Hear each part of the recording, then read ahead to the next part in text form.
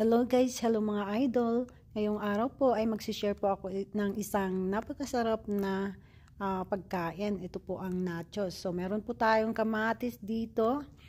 Siguro hindi natin magagamit yan lahat. Meron tayong jalapeno, onion, beef cubes, meron tayong butter, meron tayong ground beef. Ayan. Ayan po. At dito naman, meron tayong sliced olive. Ayan. Refried beans. Ayan. At ang pinaka-importante, ang cumin para sa aroma. Salt. Ayan. Just in case hindi malasa. Ayan. Meron po tayong tortillas at mga cheese. Ayan. Mozzarella cheese. So, let's start! So, dito po sa ating kawali, ilalagay natin ang ground beef. Lalabasin natin ang kanyang mantika, guys, dahil mamaya magtutubig po ito pag ating tinakpan. Okay. Ayan, hiniwaan ko lang siya para mas mabilis.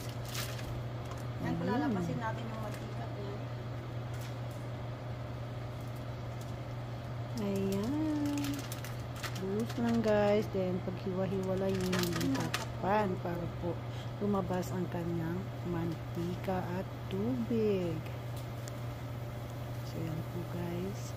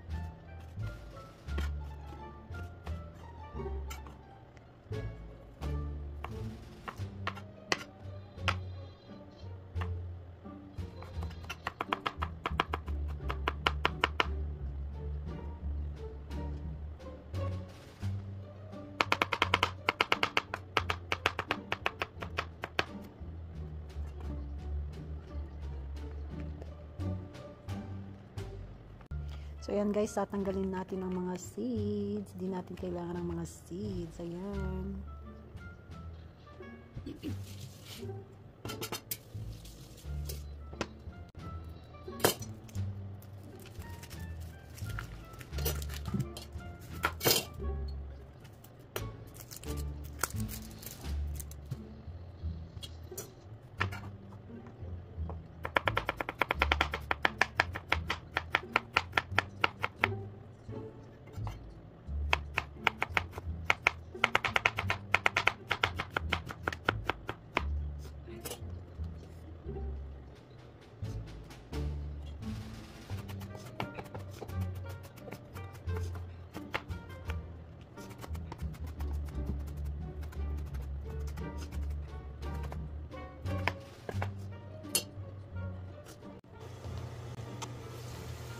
So, ayan nga rin guys, kumulo na, as you can see, ayan, yung tubig siya.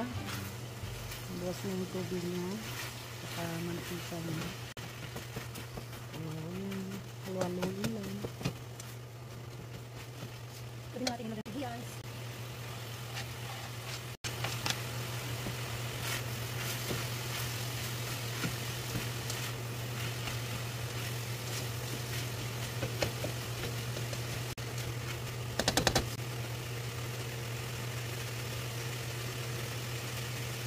So, hahatiin natin yung ating kamatis, guys. Ang kalahati is ilalagay natin sa ibabaw ng ayan.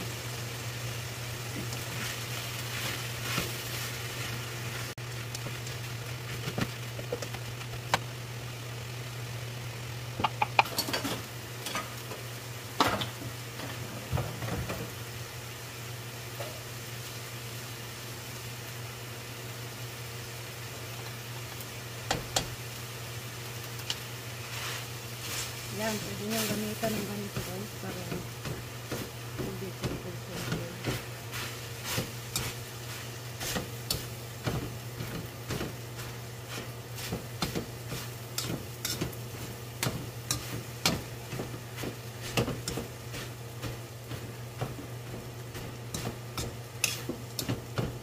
Yan, natulog na siya.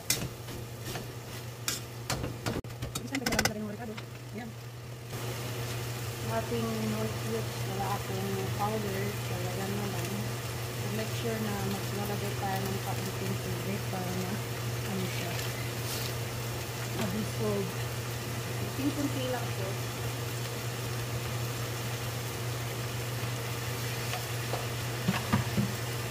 At paminta, optional lang yan. Kung gusto mo, hindi.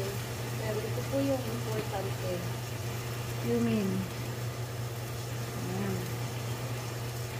Yan po yung nagbibigay ng aroma sa ating beef. Ating niluluto.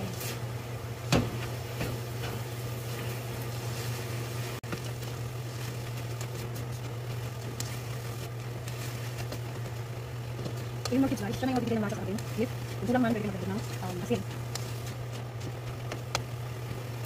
Titignan natin.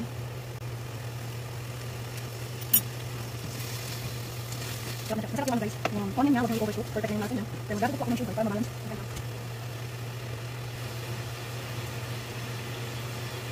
Kunting sugar.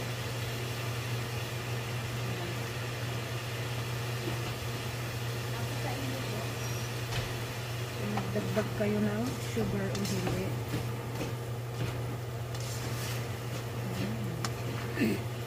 Lapit na to guys. Tapos iluluto ko yung beans mamaya.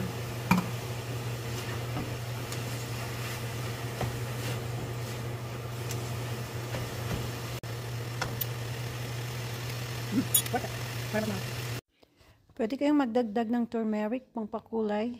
Ayan. Dagdag aroma din yan guys. So yan po, malapit na po siya. Ayan. Kunting kulo na lang at ready na.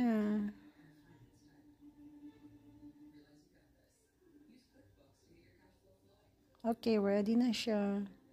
Let's cook the beans.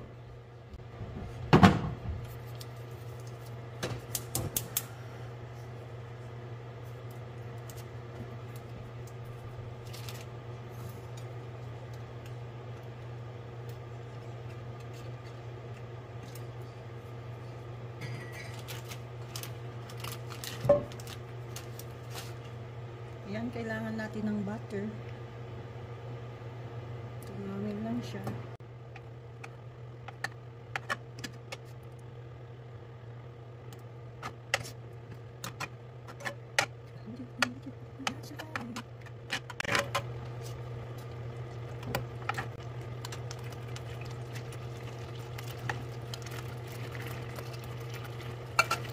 Ayan, gagamitan naman natin ito. Ito po ay mabilis lang. Importante ito sa kusina guys, pang-mash din ito ng patatas. Pang-mash ng kahit gusto mong i-mash.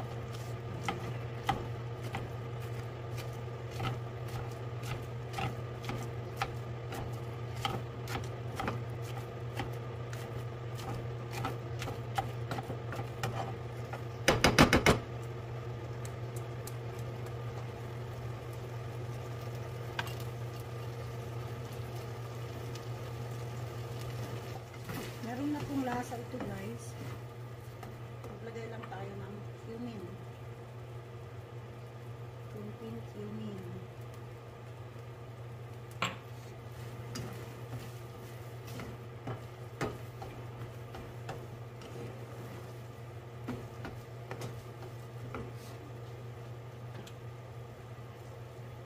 Kunting tubig.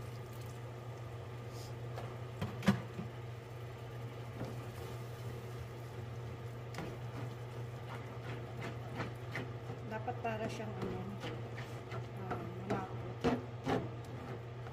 Na runny. Medyo runny. Ayan, perfect na to. Ayan.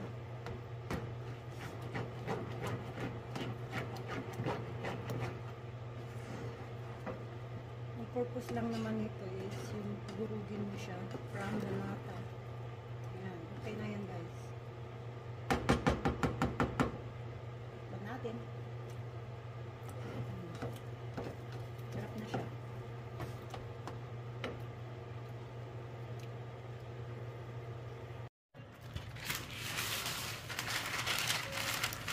Okay na po yan.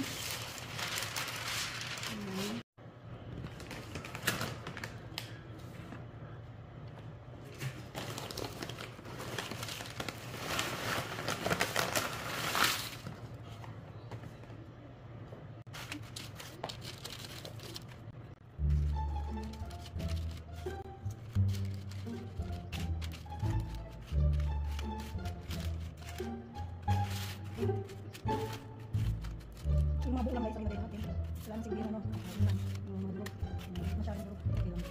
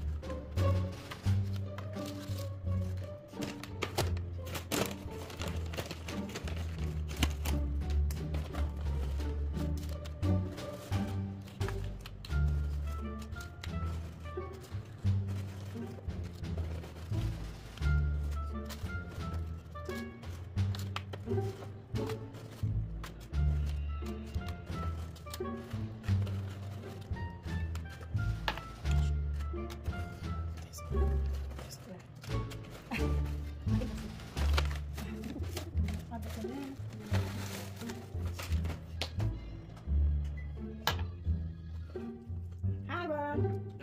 Good afternoon. How's your sleep? Good. Tired?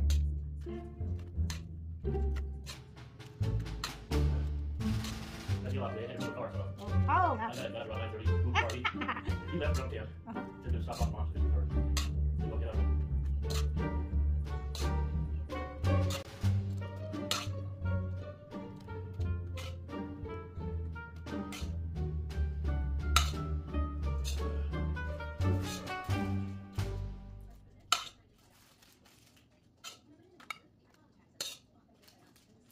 ganyan natin yan.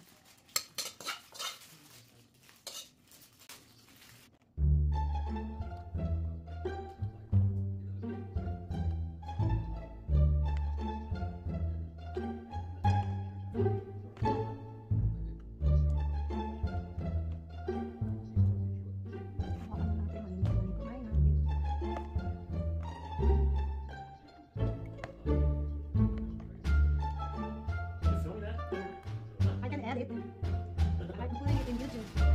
I'm making money there, legal money to support the poor kids in the Philippines, the hungry kids, poor kids, feed them. Me and my friend.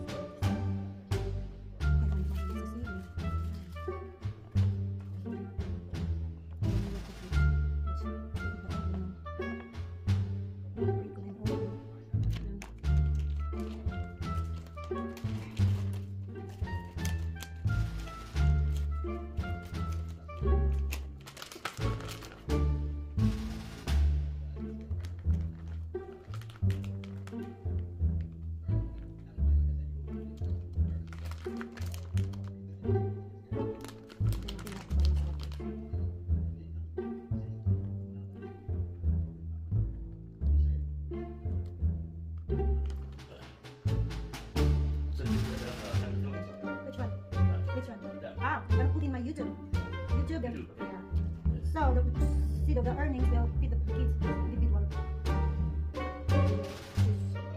Pick some of our supporters. Yes.